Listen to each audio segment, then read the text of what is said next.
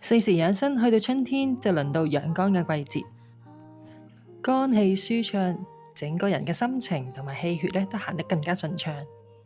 但係有時疏肝氣太過呢，就唔夠氣血去滋養，咁呢個亦都係會令到我哋有鬱結嘅生成。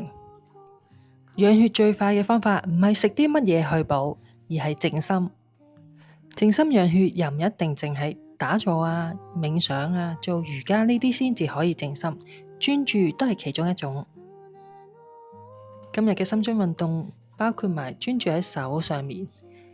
你幻想一下自己手上面有一個球，唔好俾佢跌。呢一份嘅專注令我哋更加容易養心血。喺鍛煉大腿嘅同時，一齊養好心血。各位姊妹，趁住今日人日，一齊嚟飲一個茉莉花茶疏疏肝，再嚟一個養生運動養養血。